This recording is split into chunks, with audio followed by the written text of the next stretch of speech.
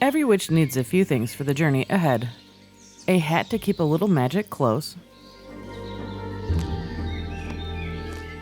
A cloak to carry her through the woods.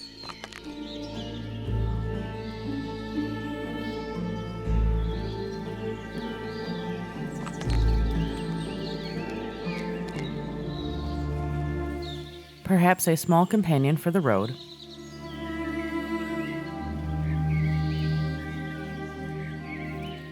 But with all these things by her side, there was still something missing. So she ventured deep into the forest, searching for that one thing her journey still needed. A familiar. With a familiar only a sketch, it was time to figure out how to bring it to life. I started by shaping plastic bags together to make a basic owl shape. Then I covered everything with masking tape.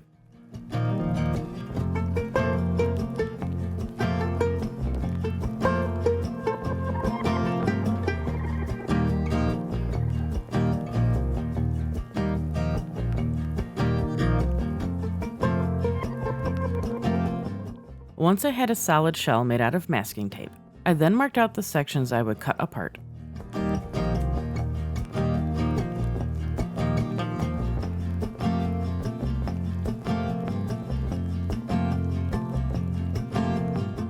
After cutting the shell in half, I removed all the plastic bags, and I made a few more strategic cuts so the pattern would lay flat.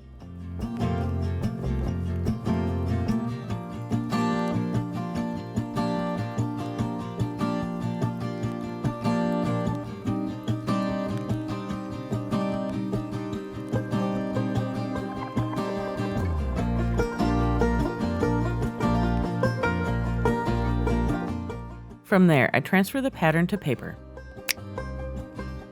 and then onto 3mm EVA foam.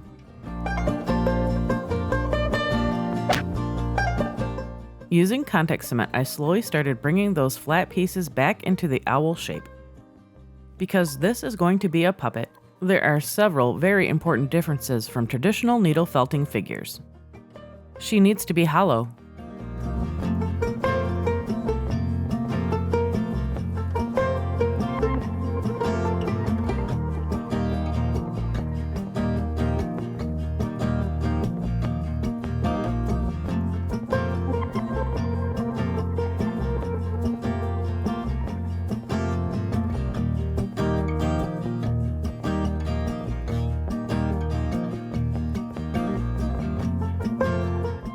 So instead of building up a solid wool body, I needle felted directly onto the EVA foam. It is definitely not the usual way that you would go about needle felting, but it gave me the lightweight and hollow body I needed for this puppet. And unexpectedly, I didn't break more needles than I normally do.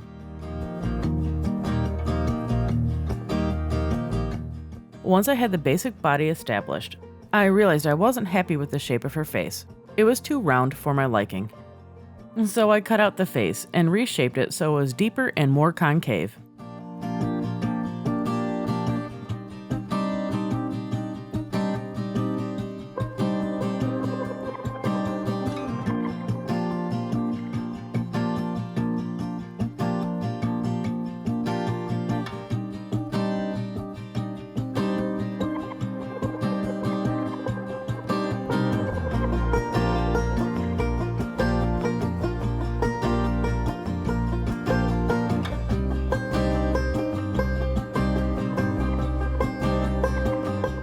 Then I discovered I made her body a little too large, so I cut the back open and reshaped her.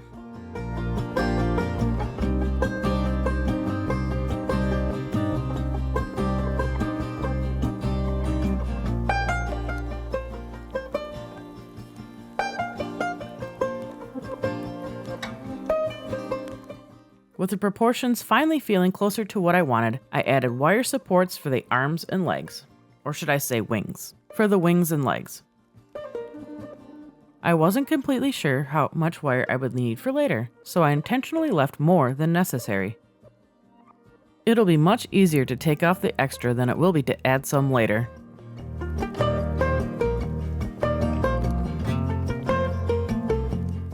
And with that, the familiar finally has her body. She's a little rough around the edges, but for the first time I could see the owl hiding behind the materials.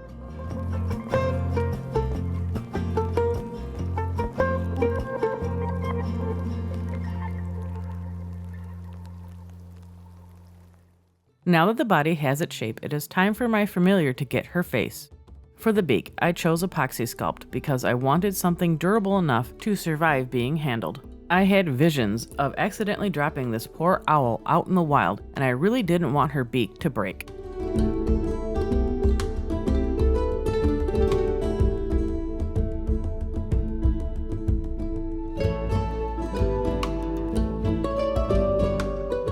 I sculpted the beak directly onto her face.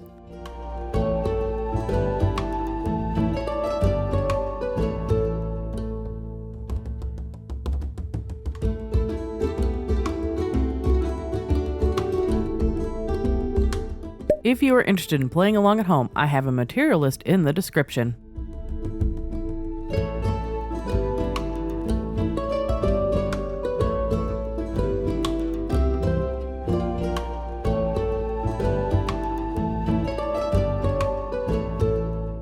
After the beak is cured, I will reattach it later with super glue.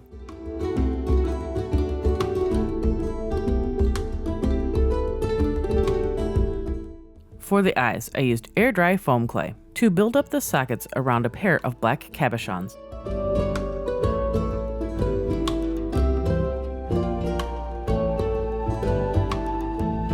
Then I added more clay around them to create the eyelids.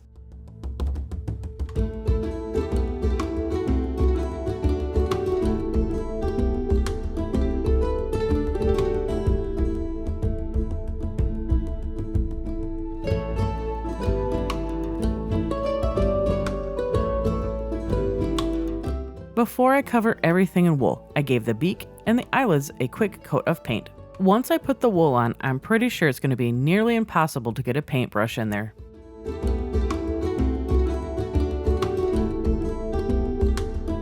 With the face ready, it is finally time to move on to adding some colorful wool. I wanted this to look and feel like a barn owl, but I wasn't trying to copy nature exactly. I wanted to push her colors a little further to make her feel like she belonged in a fantasy world. I started with small tufts of white wool and began the very tedious process of covering her face.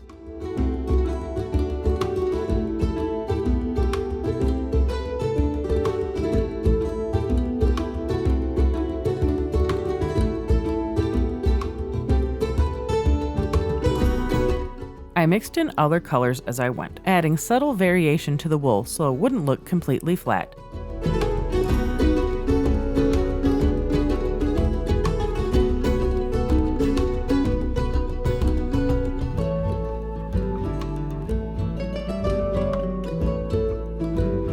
Once the face was covered, I started working on the back of the head. I began by blending the colors from a soft white around her chin to a deeper amber on the back of her head.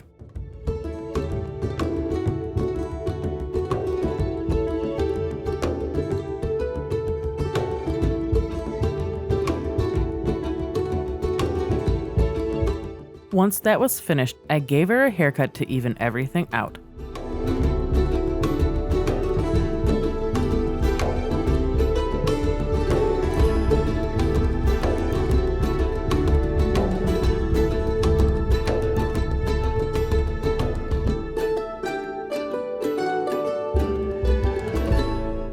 And then I stopped. At this point, I had been working on the owl for a while, but I wasn't happy with what I was seeing. And the worst part was, I couldn't figure out how to fix it. So I did something I don't always like doing with a project. I walked away. What I thought was going to be a short break turned into a month and a half. By the time I came back to her, I was seriously considering scrapping the whole thing and moving on.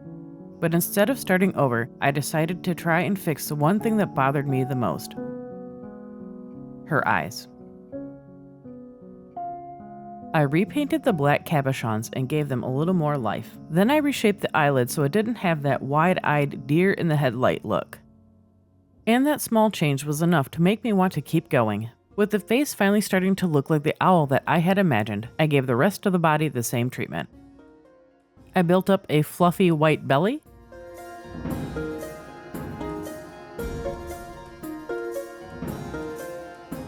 for the back, I used this beautiful marigold orange, and I blended in some warm tan towards the tail.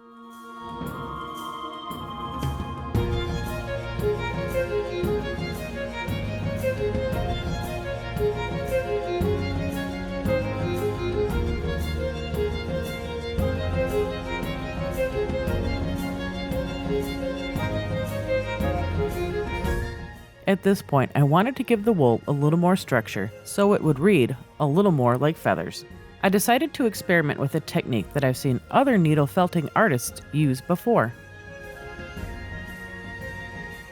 I watered down some matte gel until it had the consistency of whole milk. Then very sparingly, I worked it into the wool on the face of the owl.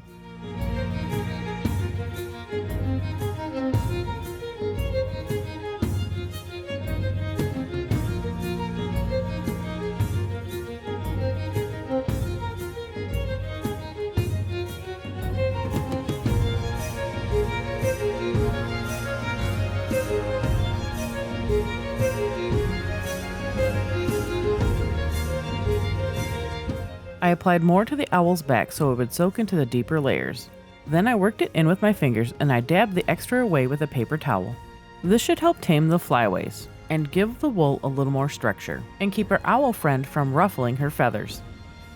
And finally, she started looking less like a wool-covered puppet and more like the owl I've been trying to find.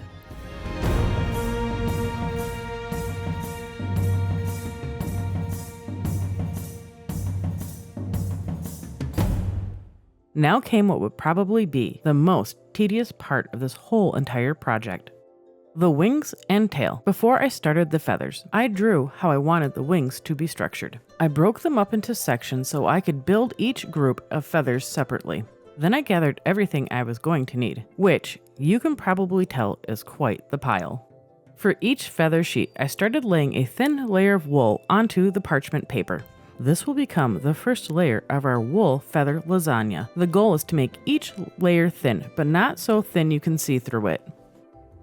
And the hero for this entire process was Heat and Bond Ultra Hold. I placed Heat and Bond glue side down over the wool, and then sandwiched everything between another piece of parchment paper. And pressed everything with a hot iron. When using the iron, make sure you lift up after you press instead of going from side to side. That way you fuse the layers together without disturbing all the carefully placed fibers below. Once everything was cool enough to handle, I peeled away the wool from the parchment paper and removed the backing of the Heat and Bond glue sheet.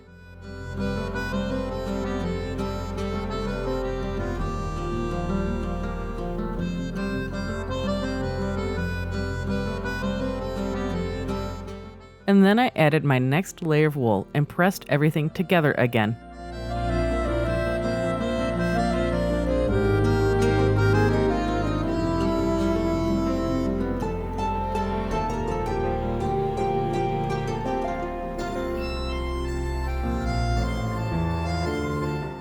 Once the layer was fused, it's time to add the feathers shafts. I put down another layer of Heat and Bond, making sure to remove the backing this time.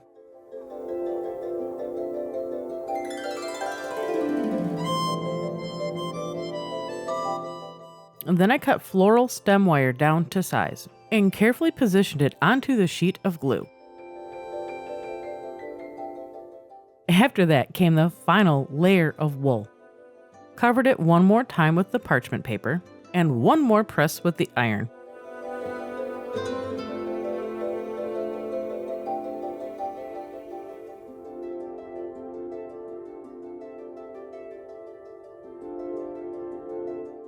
And our wool lasagna is ready. After everything has completely cooled, I coated the whole sheet with Mod Podge Stiffy and left it to dry overnight.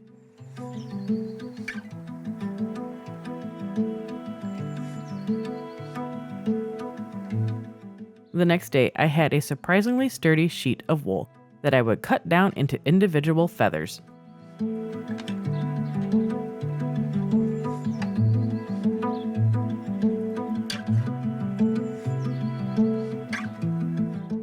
Barn owls have some beautiful distinctive markings, so I wanted to capture that pattern without trying to make every feather look perfectly realistic.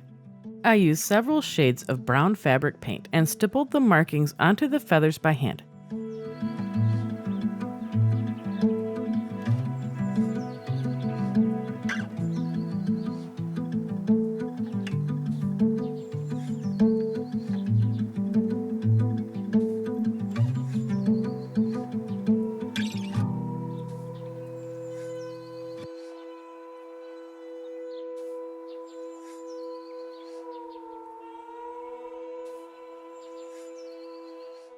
And after doing that, I had a lot of feathers.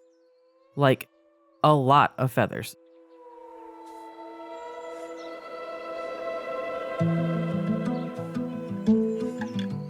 Once I had enough feathers to build the wings, I began assembling them with hot glue.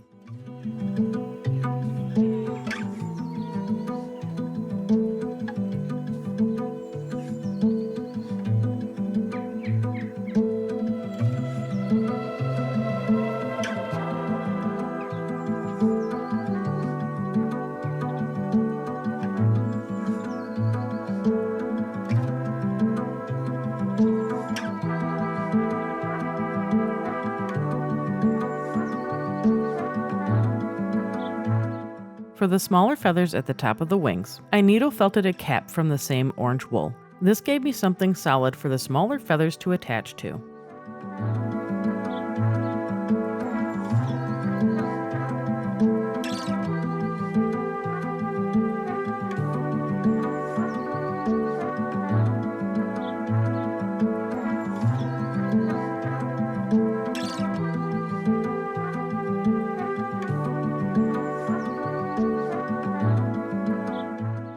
Then I repeated the same process for the tail.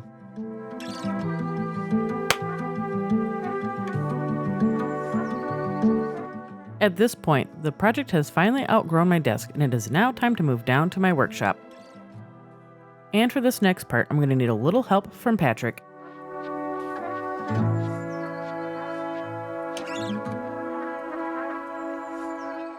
Hello all! Katora has asked me to do two small but very important parts to this project. The first quest I needed to complete was to fabricate some kind of a mechanism that would allow our noble feathered familiar's head to rotate. To achieve this, I opted for a simple rod attached to a wooden knob. It will look a little something like this. This device would then get embedded into the core of the staff. The rod will go up through the staff to our owl's head.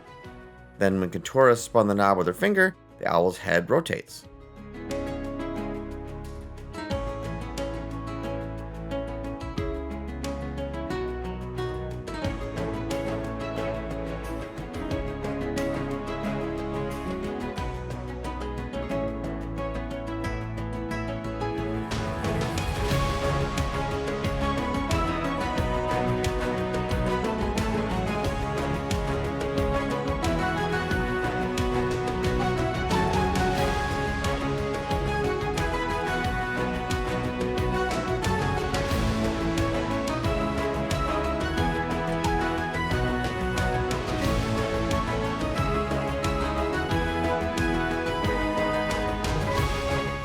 The second quest for which I was bestowed was to make a sturdy base to keep our owl safe and upright when she was not helping Atura navigate the forest.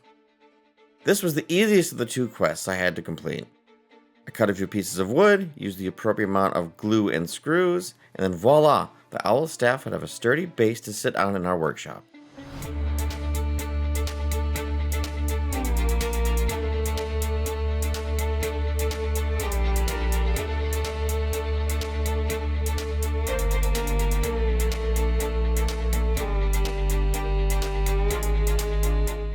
With both my quests complete, I'm handing this project back over to Katora.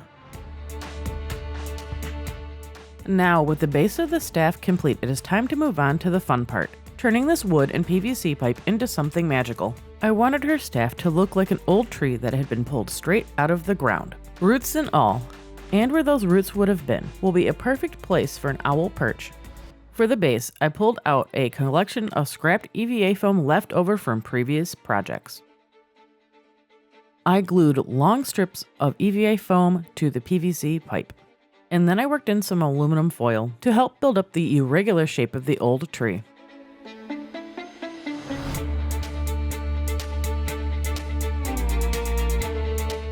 For the roots, or the T-section of the tree, I wanted to make sure it had a super secure foundation, so I used PVC cement to connect everything together. This is where the owl will eventually sit.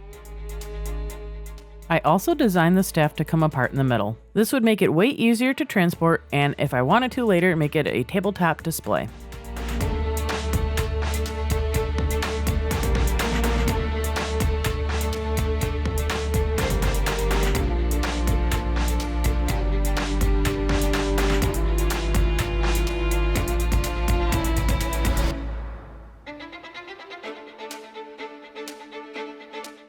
Now that I have the basic shape established, it was time to give this tree its bark. I covered the entire staff with air-dry foam clay, working in small sections at a time and sculpting the texture as I went. I like making my bark texture a little deeper than I normally would.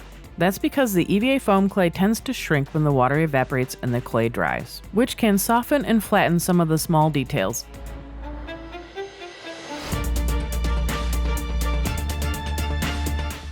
Once everything was dry, I gave the staff a coat of black plasti dip. First came a base of yellow ochre.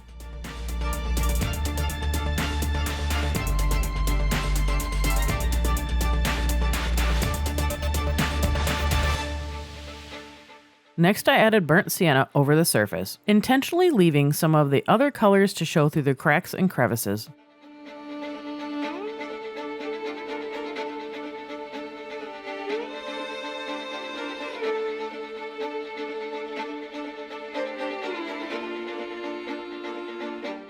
For the final layer, I did a wash of heavy-bodied, transparent burnt umber. This time I wanted the paint to get into all of the nooks and crannies.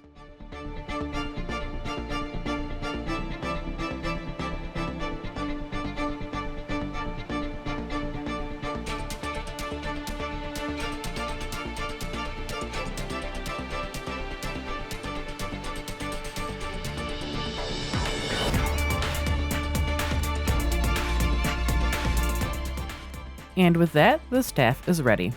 Now I could move on to the final piece that would bring the whole familiar together.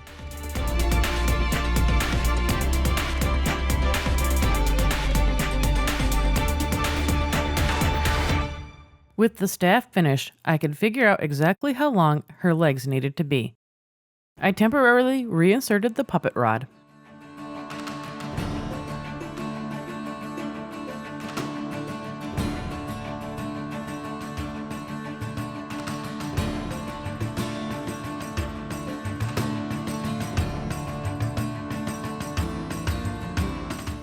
Then for the legs themselves, I started with a wire and built up the basic shape with aluminum foil.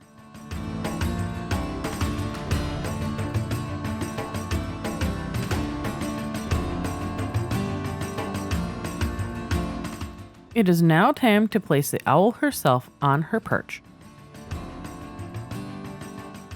Then I covered the wires with a thin layer of epoxy sculpt, and I smoothed it out before letting it cure.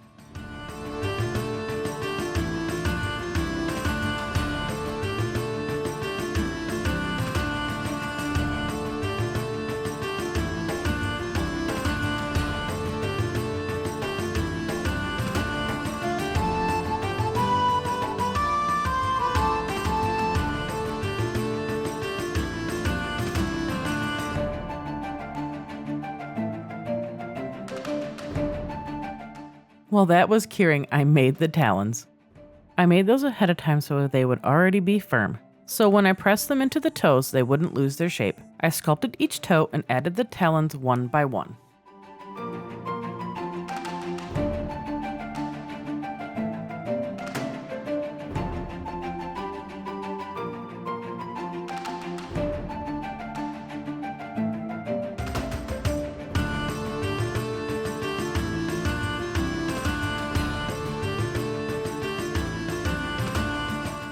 After the epoxy had cured, I gave her feet a quick paint job. I started with a light flesh color, added some yellow ochre, and gave everything a wash of sepia.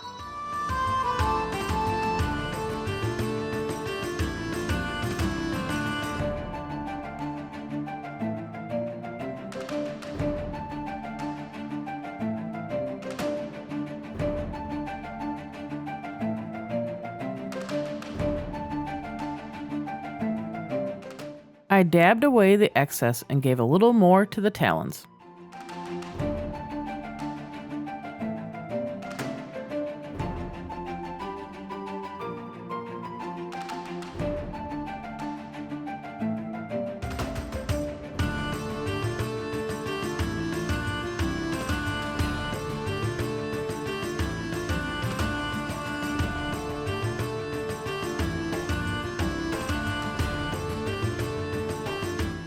And after all that, she sort of looked like an owl that wasn't afraid to get her feet dirty.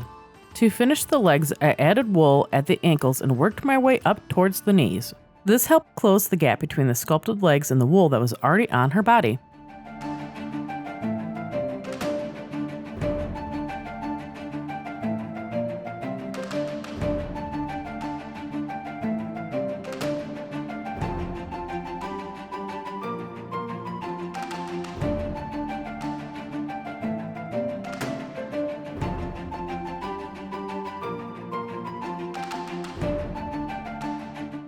Before I added the wings and tail, I gave her a good trim and fluff. It would be much harder to reach some of these places after I had everything attached.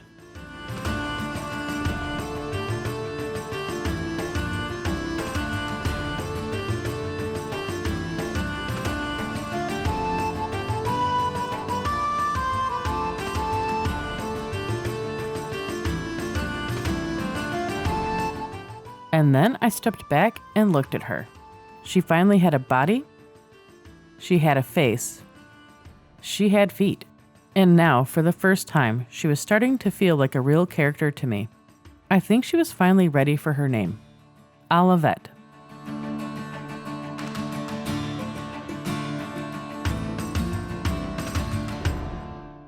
After months of work, all the pieces are finally ready.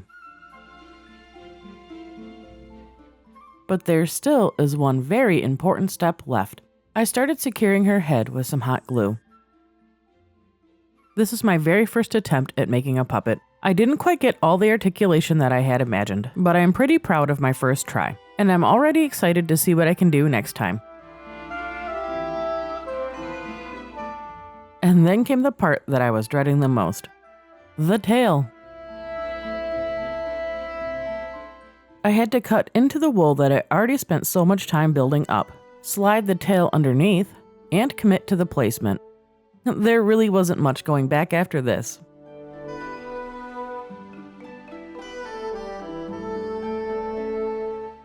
Thankfully, everything went where I wanted it to.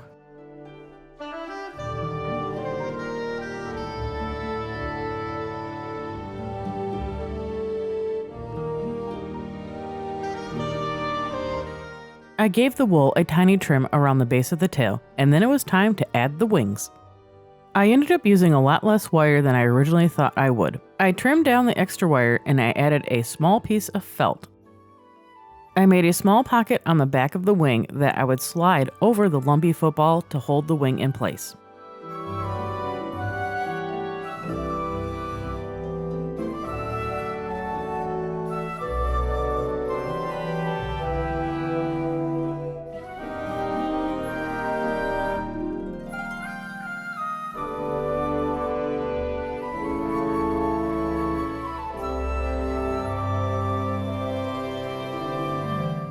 I secured a few feathers against her back so they would sit the way I wanted them to.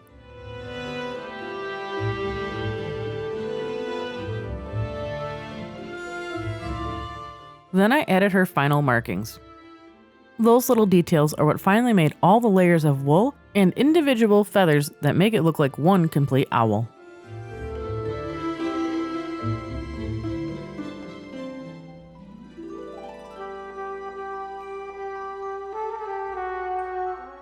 With everything assembled, I stepped back and took a moment and looked at her. But Olivet didn't quite look finished yet. She needed a few things to make her look like she already had been on a few adventures of her own. So I gave her a little collection of treasures. This little owl took me 211 hours to create, from the end of April to the beginning of July. There were plenty of moments where I wasn't sure if she was ever going to become the creature that I had imagined. But sometimes you don't have to know exactly how you're going to finish something. You just have to keep taking the next step, and sometimes that step will take a month. But just keep going.